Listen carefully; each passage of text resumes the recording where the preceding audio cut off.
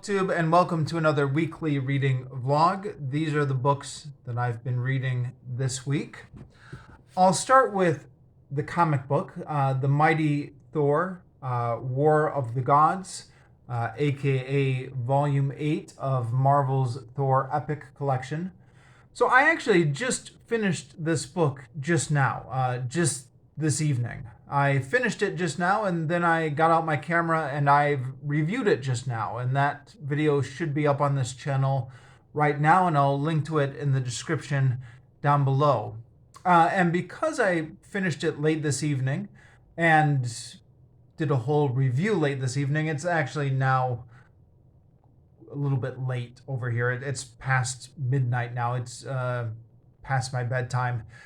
So I'm going to keep the rest of this weekly reading vlog pretty short this week. But I don't think I really have that much to talk about anyways. I've already reviewed this book once, so I'm not going to talk about this one anymore. Which leads me to these two. The Mirror and the Light, this is the third book of Hilary Mantel's Thomas Cromwell trilogy. I am up to page 94 on this one. As I mentioned last week, I am finding this book easier to read. It seems like every book in the trilogy just gets slightly easier to read.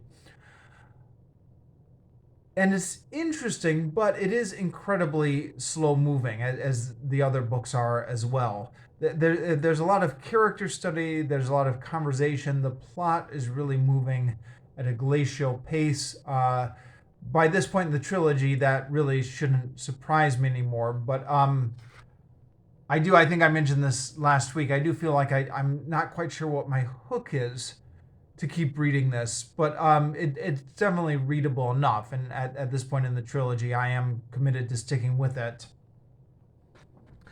And then Journey to the West. So I read 3 chapters this week, chapter 93, 94, and 95. Getting near the end, only 4 more chapters to go. There's 100 chapters in this. But yeah, for this week, I read chapters 93, 94, and 95, which told one story.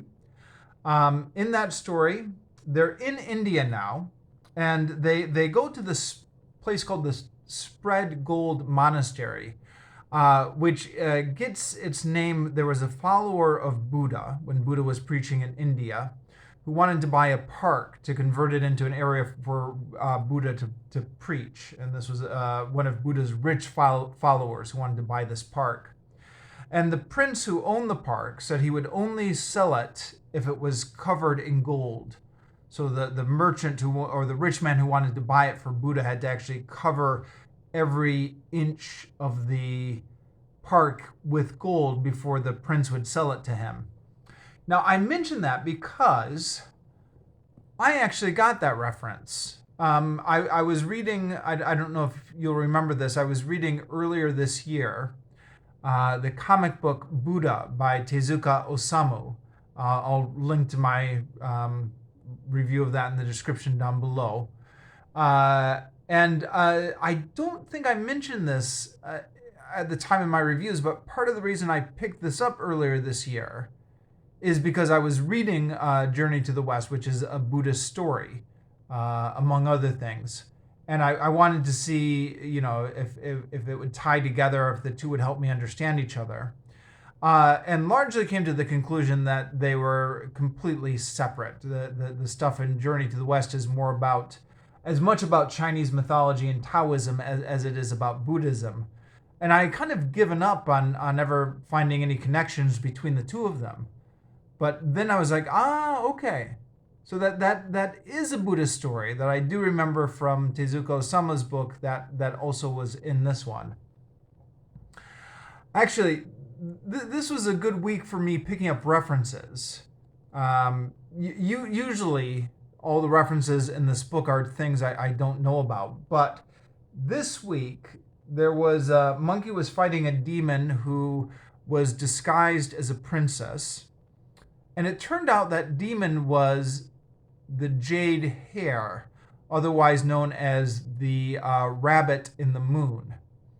So in China and in Japan and in a lot of Asia, they don't have the man in the moon. They have the rabbit in the moon. And so when Monkey was fighting this demon and it turned out to be the rabbit in the moon, I was like, okay, I know who that is. And not only that, but I was actually finishing up those chapters when the demon was revealed to be the rabbit in the moon on Mid-Autumn Festival here in Vietnam, which was just actually yesterday, or 2 days ago. 2 days ago. On Friday was Mid-Autumn Festival. So that's the Moon Festival, which is celebrated in China and Vietnam. And the rabbit in the moon is everywhere. This is a toy that was being sold at the shopping mall, which my wife bought for the kids. The most annoying toy you've ever seen. It goes around the floor. Yeah, I told my wife, I said, never buy anything like that again. The kids just had that playing over and over again, that annoying song. But anyways, the rabbit from the rabbit in the moon. Now the interesting thing, there's a number of interesting things. First of all, the rabbit, as far as I know, and I'm not an expert on this by any means, but it is usually portrayed in very positive ways. So for the rabbit to be like the antagonist here, where the rabbit is having to fight the monkey, struck me that I thought that's probably a subversion of the original story, where it turns out this virtuous rabbit who usually does good things up in the moon is now being made into the bad guy here. And it's something I've suspected throughout the story, but I don't really have the expertise to really know one way or the other. But it seems like throughout the story, we are presented with characters which seem to be established from Chinese mythology. At least that's the impression you get from the way they're introduced. But then the monkey will be fighting them, or they end up looking stupid or something like that. And I've been suspecting all along that there's a lot of subversion of the mythology going on. By the way, I was talking about this with my wife, and I was saying, well, okay, what's the story about the rabbit and the moon again? And my wife said, well, we don't have that in Vietnam. That's only from China. And I said, but the rabbit is everywhere for the Mid-Autumn Festival in Vietnam. And my wife said, well, yeah, but that's because, nowadays all the products come from China, globalization and the global market. So they buy a lot of stuff made for the Mid-Autumn Festival that comes from China, even though apparently my wife was saying that the story about the rabbit and the moon is not as big a part of the Mid-Autumn Festival in Vietnam. As always, I don't really know what I'm talking about. I'm just kind of muddling my way through this introduction into Chinese mythology and Buddhism and Vietnamese culture. But yeah, point being, it was actually a reference I got. 2 references I got this week. One to the Spread Gold Monastery, which I got from Tezuko Samu's Buddha comic. And the other, the Rabbit in the Moon, which I've known from,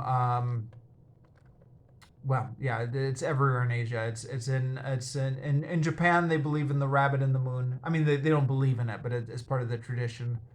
China, and then in Vietnam, maybe, at the very least, they have all the rabbit merchandise for the Mid-Autumn Festival over here, which is a festival where they look at the moon.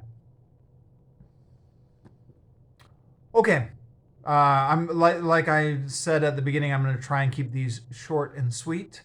It looks like we're at 9.5 minutes. That's actually short for me, but believe it or not, if you look at how long these weekly reading vlogs usually go, just look at my video history, you'll see what I mean. But yeah, we'll cut it off here.